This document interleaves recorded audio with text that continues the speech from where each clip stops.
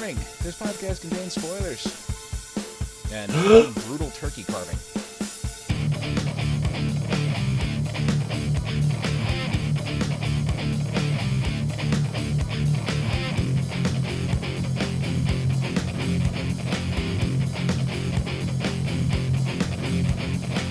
Hello everyone, and welcome to another episode of the ASOTV podcast for the Vampire Diaries, Season 8, Episode 7, The Next Time I Hurt Somebody, It Could Be You.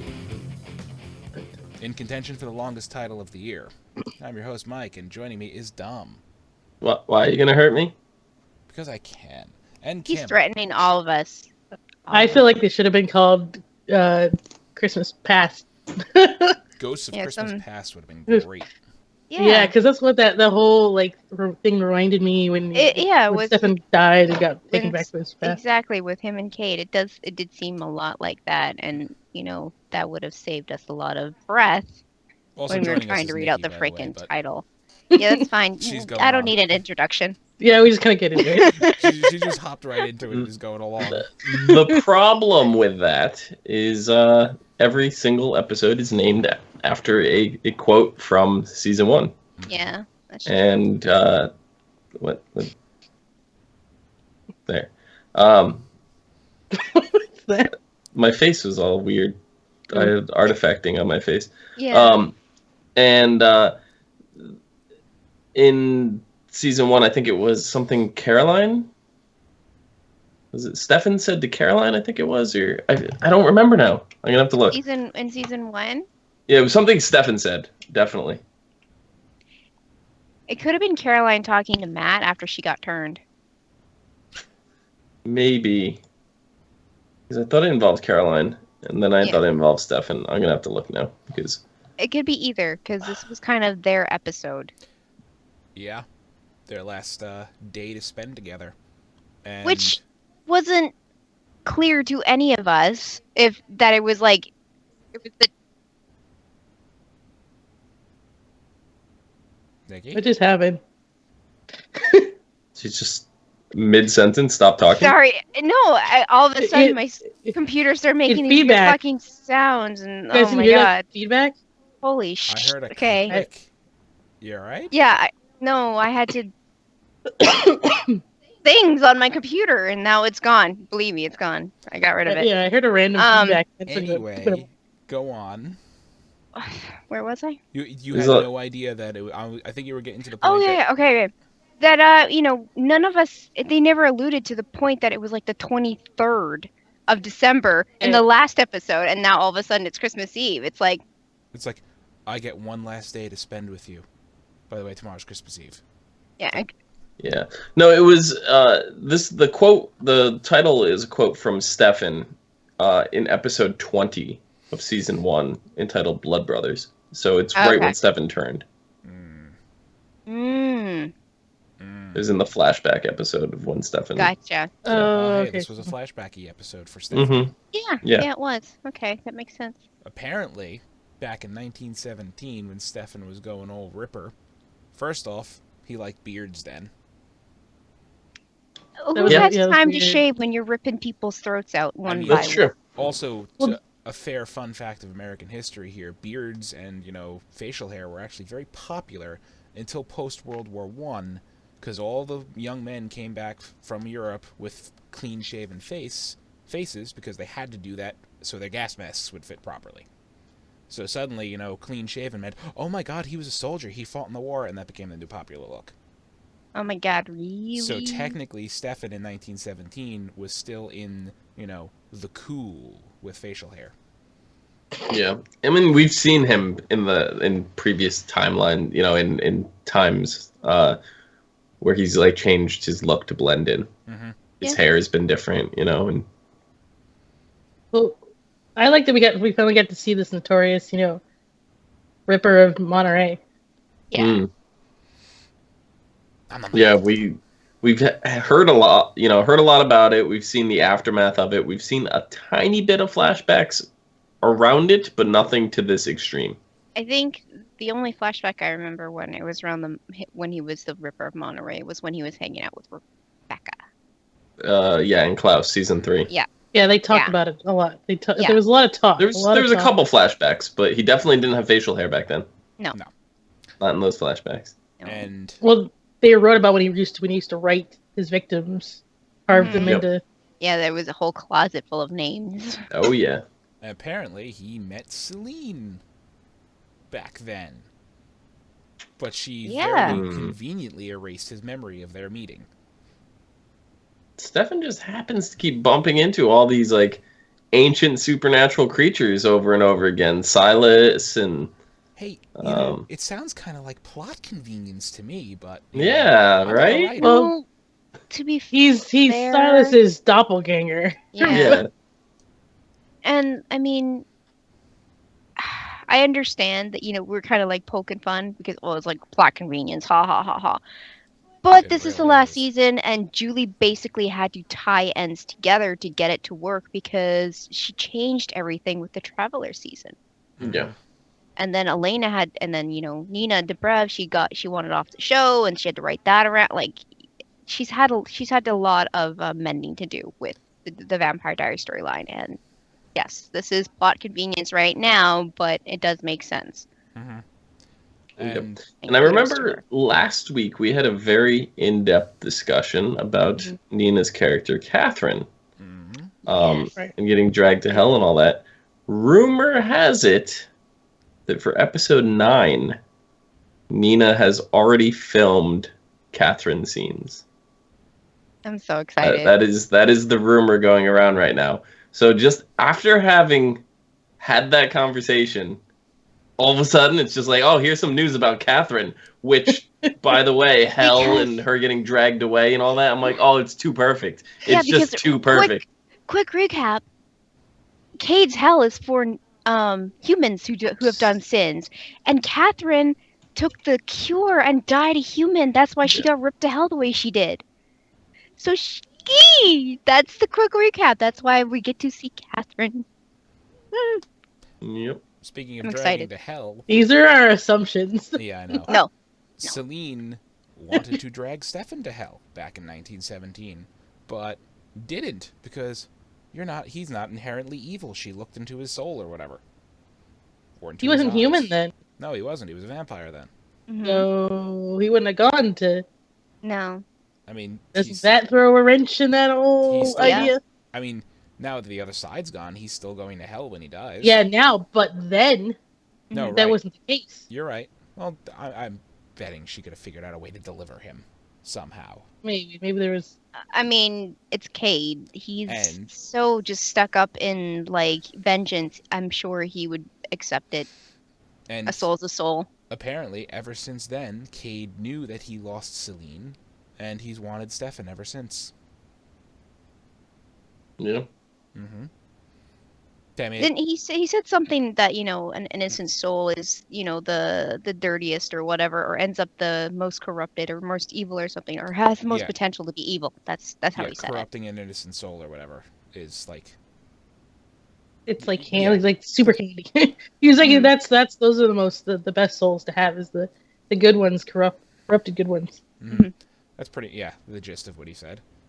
And this is on a nice little dream sequence tour of, I mean, I'm guessing purgatory, because Damon technically killed Stefan to get him, with his one-on-one meeting with Cade there. Yeah. Yeah. Fucking Damon. But before all this happens, I mean, Christmas Eve, we had no idea. Yeah. Suddenly it's like, hey, guess what? Christmas Eve. It's our midwinter finale. We got to make it festive. Yeah. So, lovely family dinner with Caroline and Alaric, and hell, even Matt and Matt's daddy show up. And Damon and Sybil. You know, Oh, good. one Like of she was which playing we all get buddy with Karen. buddy with Caroline, girl talk, and sipping wine, and carving a turkey with her bare fucking hands. Okay. Yeah, at first she was, she was cutting nice, and then she started, chopping with the knife and, basically, perforating the freaking cutting board, and then she just started using her hands like she's like, fuck it. She might as well have just thrown the knife at Caroline at that point. She could have like origamied it into a swan the way she was ripping and tearing at it. It's like That would have been a sight. Caroline, that would have been great. a goose. You didn't cook a turkey. It was actually a goose. So yeah, Damon, their whole point there is they're going to kill the most wicked of them, or the worst of them, as Damon put it. And you saw he was only looking at like Matt and his dad and the other humans in the room, like Alaric. That's why he kept saying, like, "Where's Alaric? Where's Alaric?" Alaric was really, really just like, pussyfooting around by reading the kids a story and all that jazz. Well, because it's because Alaric killed him, so he's a little saucy. But And I mean, Alaric has has been a vampire and he's done things. So exactly. He's the most wicked out of the non-supernatural there. And I mean, I thought he was going to settle on Matt's dad for the whole abandoning, I pretty much knew that he was. It seemed like that was the direction they were pushing. Yeah. I think it was going to be. He wanted his dad to confess something more than what he did. Yeah. And that's why Damon was like, fuck. I can't take him. I think the whole thing with Damon focusing on him, though, was not for any reason other than to get back at Matt for killing Damon. Yeah. True. Yeah. Maybe, that's his way of doing it. Because even though Alaric is the one that drove the stake, Matt played the big hand in that. Yeah, he did. The way that Damon said that at least in Alaric's face there was remorse. In yours, you were just happy go fucking lucky. You were ready for this. You wanted it to happen. Mm-hmm. So Damon being able to even cast, doubt on Matt's, newfound relationship with his father that is supposed, all happy and whatever, they're all back together, yay, woo woo. Now it's shedding some doubt on that, and you can see it. Matt is very conflicted again. It's just like, get out. Indeed. Just go. Go. Get out of here. He's waiting for something more, and the father just will not even apologize. Just will not apologize. Does not even turn back. Gets out of the car with Matt. Does not, he looks at him like, is he gonna say I'm sorry? Or try to apologize in any way? No, he doesn't. He just closes the door and leaves. Well, I mean, I can tell, he did confess that he was, embarrassed and, all these things that's why he left, because he was just a shit human. And that's what he said. He's like, I was a shit person and I was embarrassed and I need to get away from there because it was too much. And I still think he feels that way. And being reunited with Matt probably reignited it and, threw some more, actual gas on the fire, made him feel worse. Yeah. Probably. One of the other big fun things for Damon this episode is Caroline gives him Elena's necklace. Not basically, she did. Yeah, she gave it. it. Yeah. It was a Christmas gift or whatever she veiled it. And it was like, even though I hate you and you're a dick right now, here's your present. And what happened was exactly what she wanted, what she expected to happen. For trigger. Yeah, it would trigger him and bring all his memories flowing back and just make him even more angry. He remembered Elena. And is probably, and I thought at the time, he's probably going to be really, really, really pissed at Sybil for all of that. Mm-hmm. Oh, yeah. He was. Considering he leaves her and her heart on separate parts of the bench that they were sitting on together. I mean, he did say he was going to kill someone in the room tonight. He followed through. But is she actually dead? He probably killed the most wicked person in the room, considering she had, 3,000 years of a head start on everybody. She still has immortality, though. She hasn't lost any of her powers. I'm saying, I don't think she's dead. No. She's gonna be mad. She's not dead, but how does that work? Does her heart just regrow? Or does she just wake up and put it back in her body? Yeah. I don't know. Technically, Damon and Stefan, I'm not talking about with Cade. Before that, they had immortality as well. But guess what? You can still kill them. Yeah. The heart. But so clarification. She may be dead. That's true. I don't think. Would they take her out of the series that quick? Well, they could because there's still another sister around. And the big bad right now is no longer her. The big bad is Cade. I think they're done with her. Yeah. I think they're done. I think she's dead. I'm still sitting on the whole, I don't think Cade is, he plays an evil part, but he's not the big bad.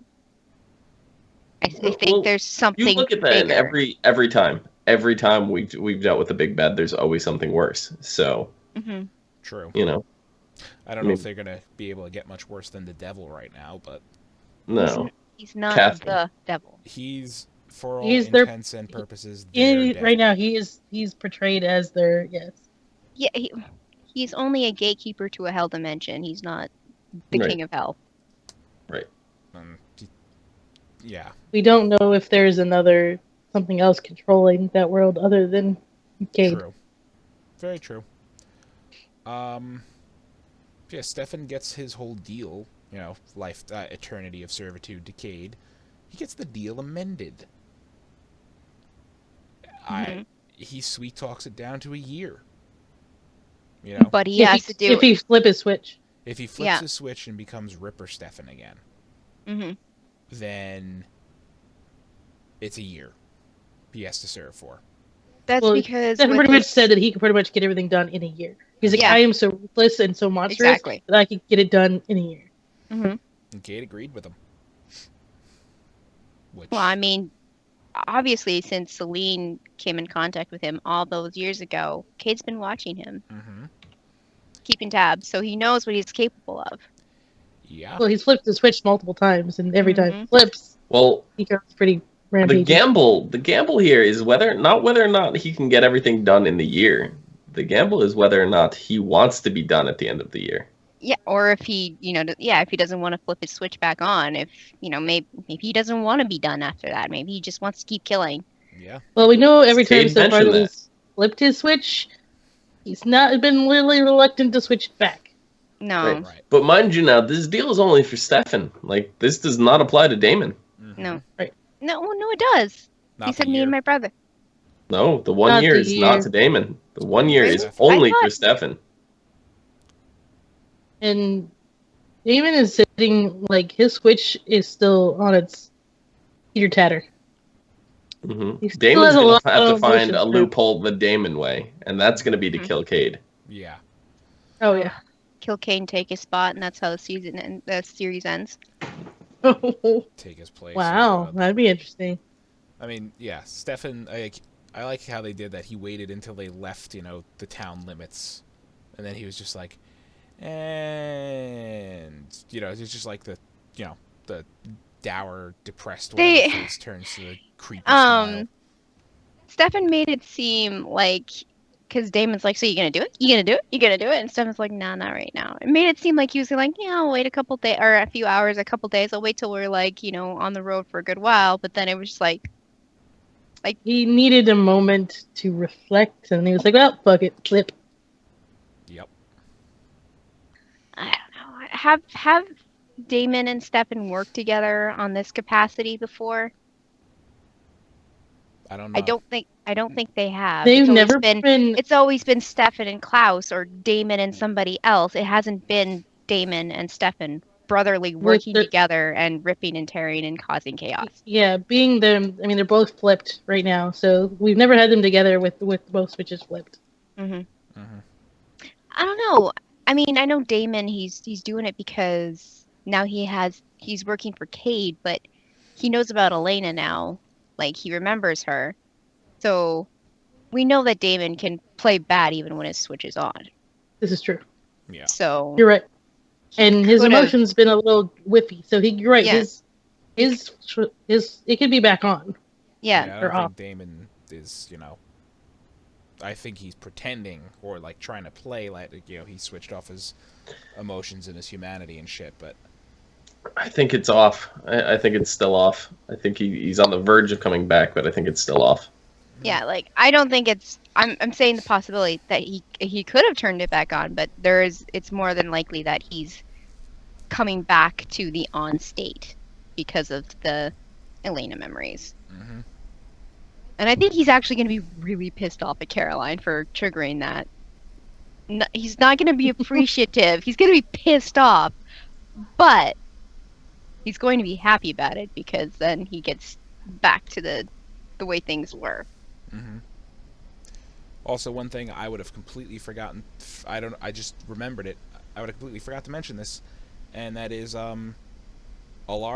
Celine removes all trace of her memory from the twins' memories. Right. I was hoping so bad that Alara could be like, you've been so good with them, and you're strong. But you know, she's not immortal anymore, but she's still a psychic, so she's still really powerful. Like she can erase memory. She can still hum people into submission. Yeah, but And with the all the shit girls are Alaric's just been through, girls. no. I know. Alaric's Or been too predictive. Mm-hmm. But, you know, she said it has to be done because I implanted, like, basically a psychic little bug in their minds where they're going to more and more and more want to see me. Mm-hmm. Right. Needs to be cleared. Well, we know she's going to be around for a little while longer, at least. So. Oh, I hope Yeah. so. I think she's going to come in and save the day. Something's going to happen with the kids. So, yeah. I think so too. I think she's definitely not. She's not as bad as it all seems. Yeah. Yeah. So this was the midwinter finale. As far as CW shows go, this one comes back fairly early, January 13th. Right now, I have the title. It's We Have History Together, and the promo seemed a little fragmented to me. I'm thinking the promo was for like the next, you know, on the next few episodes, this kind of shit's gonna happen. Okay. What? Can I just ask real quick before we go? What was that song that was playing in the car at the end? Oh God. I don't remember. I really, really liked the way that song fit with the whole mood of everything. I thought it was fantastic. And I don't know what the song was, and it's driving me insane right now. I'll have to go back and watch and figure it out because I couldn't tell you right now. Anyway, here's a couple of things I know about the next episode from reading and hearing and stuff like that. From the promo, Stefan and Damon don't seem to work very well together. In fact, there's one scene of one of them knocking the other out with, Vervain. In this state, they're both alphas. Uh-huh. So that's a no for you right there. They're not going to work well together. The second thing I know is, sorry, Sybil ain't dead. No. So unless it's a flashback that they were showing, she's not dead. And this one, I don't know if this is a rumor. I was reading, before we did this, I was reading an article just trying to, recap and collect my thoughts, and apparently I think it was Entertainment Weekly did an interview with Candace King, Caroline, and she said that, between this episode and episode 8, there's going to be a medium-length time jump between the episodes. I heard that. That makes sense. There's going to be a year time jump. The theory is that it's going to be a year, as in the year that Stefan serves Cade. I don't hope it's the full year. I hope they kind of linger for a couple weeks prior the cutoff or whatever. But like a year minus a week. A year minus a week or so, just so that we get to see some of the nasty. I think you'd be wrong if we didn't get to see some of the nasty. Yeah, some of the ripping and tearing and soul grabbing. Yeah. But I mean, definitely being a dick. That's about it on what we got on it. Again, January 13th, so fairly soon, in my opinion. Otherwise, this was a very good episode. I liked it a lot. Julie, really, she pulls off. I mean, she's a great writer. She's great at directing, producing. She's great at what she does, and her festive episodes are always really good. I always really enjoy them. I mean, I've been enjoying this season a lot on the whole. Yeah, the season's been really good, and I'm interested because we're at episode 8 right now, right? Yes. Yes. No, this is episode 7. No, episode right, 8 will be when it comes back. Okay, when it comes back to 8 is the halfway mark of the season. So we're about halfway through right now. Yeah. Bonnie still doesn't have magic. No, right? But she has an inkling of the power, so she's still psychic because of the tuning fork affecting her. Right. So, well, we know it has something to do with either witches, right, which they toyed with. They were talking about that, or if it's because of some other reason, right? And they're saying that maybe witches and sirens are linked and they're on the same kind of thing. That's her guess, on it. That their powers are based in a psychic ability, and then it just Right. evolves from that point. So what I think is going to happen is she's going to go to them and have the sirens correct whatever magical block is mentally blocking her from using her magic. So what you're saying is her and Enzo are going to go back to Selene and ask for help? Yeah. Because they know where she is. Yeah. They do. That's what I think is going to happen. But I think it's going to happen for episode 9. Because Julie said one of the challenges she wanted to do for the final season here is get as far into the story as she could without using magic, right? And they technically haven't used magic right now. They've used mind control, which isn't exactly magic. The only magic-like thing that has been used thus far is the black candle, which was a dark object that was brought from New Orleans. Yeah, it was an already enchanted object. Right. So, and we know that all the stuff from New Orleans has, big history with all the black magic and all that was used in the episode with Enzo and the candle and all that. They've gone this far, have not touched magic. But for the final season of the Vampire Diaries, for Bonnie to not be a witch for a good chunk of it, I think is a letdown for fans. I think it's worked perfectly up to this point, but I think we're at the point now where we need to see Bonnie with magic for it to truly be the Vampire Diaries. So, yeah, we came into this with season 1. Like, Bonnie's one of the first characters that, we learned was a supernatural thing. Like, besides, obviously Stefan and Damon, whatever, because instantly, it's like, oh, they're vampires. Stefan's narrating it in the opening of the show. But Bonnie, we're toying with her being a psychic when the show opens. So I think this is going to be the turning point for Bonnie. I think this is when she's going to get her powers back. I think the turning point for her was when she realized she still had a connection to her magic because of the tuning fork going on. Right. Right. And she's... Well, that's what I'm saying. This is the seed. This point, and next episode is kind of like... Next episode is the halfway mark, so I think next episode she's going to explore how to possibly get it back. And either get it back at the very end of the episode or the following episode. Because when she first lost her magic, it was tough for her, but she got used to it and she was fine with it. And then now she's like, she got a taste again. Like, she realized, I still have it. I just need to figure out how to get it back. Now she's going to be, I think she's going to become a little bit obsessive, to be honest. She's going to be crazy Bonnie. Oh, when she was trying to get more powerful or whatever she was doing. She got yeah, I can't remember what season that was. The emotion one. Expression.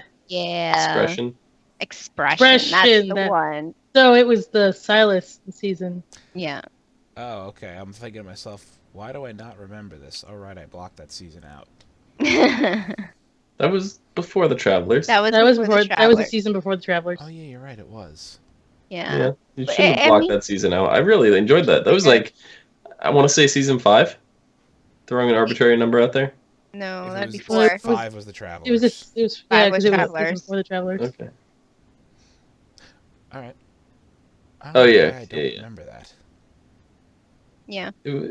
Remember they went to the island and the teacher. Oh yeah. Yeah. See. I got it. Okay. Yeah. Yeah. Bonnie's father. Okay. Well, hopefully she gets some kind of semblance of her powers back, because I think Bob's right. That would kind of be a letdown.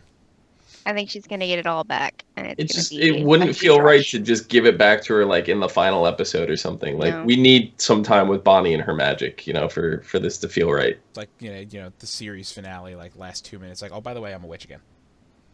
Yeah. Yeah. No, that just... To me, that would be like leaving a door wide open, and what they're trying to do is close off the series. Yeah. So, I mean, unless she gets her powers back and decides to be a bomb and take things out and self-sacrifice, then that's not leaving a door open. No. It's Elena. And then Elena wakes up. Elena's got to wake up somehow. Yep. Huh. Unless there's some other way to remove the lock that's on her. We know Kai put that on there. If Kai's not dead, Kai can remove it. Just saying. Still playing on the Kai, just not dead thing, because we all love him so much. We do, and we know he's on another CW show right now, and we know how much the CW loves to let their people go between shows and everything. So it's not like he's under contract with Supergirl and can't come back. Like, he's over there. He's doing a lot, and he is fantastic on that show. They're all in the same studio. I'd say even more fantastic than he was on Containment, but not quite as fantastic as he was on the Vampire Diaries. If they intend to pull it off early, I think it's going to be the kids. It's going to be the girls. They can get him back. I think they could pull Kai off. I think they could. No, I'm under the impression it's going to be pulled off early, like if they're going to bring Elena up earlier than the end, it's going to be the girls that are going to girls could siphon be able to lift it. Yeah, have the girls siphon the spell off. One girl siphoning Bonnie, one girl siphoning Elena's coffin. I dig it. Maybe they only have to siphon one of the bodies. Oh, the link was put on both of them. I really don't know. I'm still hoping Kai's alive. Well, we do. The reason why we think he's still alive, because he's capable of making clones of himself, and they're completely sentient. Like they're just cautious. They go out and they do things. They're it's clones. not that it's a clone. It's an image. He's creating an illusion version of himself. A mirror image. Yeah, it's a spell to make people see things that aren't there, or to see someone else. Kai could have easily transformed Aunt Ginny to be, Kai, and Damon just came in and ripped her head off, thinking it was Kai the whole time, and walked away, and Kai's in the background of the thing just laughing, like, I'm still here, fuckers. So, but why has he been quiet for this long? That is the story we need to find. Because he did his deed. He wanted to just mess with these people's lives, and the best way to do it was take the thing that they all loved the most, which was Elena. They all were in love with Elena. It wasn't a triangle. It was a huge goddamn... Yeah, no, the reason for him to be quiet is he doesn't want to die. So that's true. If everybody thinks he's dead, he can go on doing whatever the hell he wants to do. He's probably on the beach, sipping some sort of Mai freaking Tai. tropical Like drink. Australia or some shit.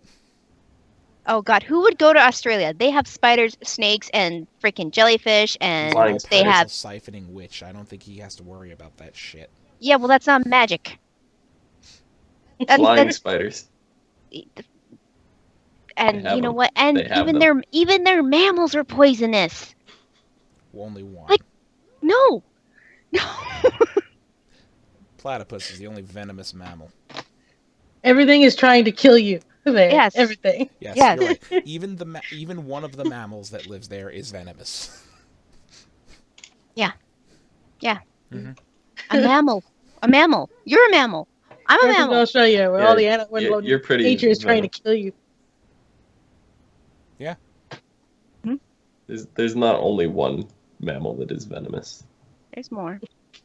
I was under the impression that platypus was the only one. Just Googling it now. Mhm. I mean, I know there are tons of mammals that have like Animals? The mammal. There are five. that have like dangerous and dangerous bites, but not because of venom. Because I'm not saying that they're in Australia, but there are 5 known venomous mammals. So Ace is venomous. Huh? The duck-billed the Eurasian water shrew? Are you fucking kidding me? mhm. Sure. Shrews, guys. Shrews. 3 out of be the messing 5 are with them. shrews. Cuban, Amazon, they're basically shrews. 3 out of the 5 are shrews. Wow. The most well-known is the platypus. Yes. Mhm. Okay. Anyway, on that lovely tangent, that's our show. Hey, human bite's deadly, if untreated. So is a cat bite. Well, anything that licks their own butt's gonna be gross when they bite you. No, where can they find you? I don't know anymore. You can find me down below at Phenomenon PGNOMEDON, Oh my god. where I may or may not be avoiding Sandshrews. Yeah. Sandshrews are a Pokemon! They're also poisonous. I think. I thought they were a ground type. No, they're I poisonous. I'm like, human bites can be can be deadly if untreated, and I didn't even hear the cat part. And then Nikki goes, Oh! anything that licks its own butt can have a dangerous bite. And I'm just like, So you were confused. There were some crazy people out there just saying. Kim, where can they find you, please? I This goes any further off the rails. don't even know anymore. I'm on the Twitters and the thing in the HUFFIGY.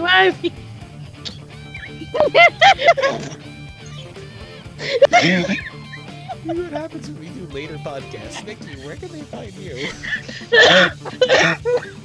You can find me on Twitter at LadyVenom24, LADYVENOM24. She's putting up all her Sandshrews on the Wonder Tree. I don't have any. You can find me on Twitter at Oh, thanks. You can find all of us on Facebook, Twitter, Gmail, Google+, MySpace, and YouTube at ASOTV Podcasts. You can follow us at those places for some more podcasts, for some of your favorite TV shows, movies, and games. It's got tongue-tied there. Thank you all for watching. Does that explain why the Sandshrew has a poison sting attack now? Probably. Maybe. I don't know. My Sandshrews that are available in the game that I'm playing right now are icy. Oh.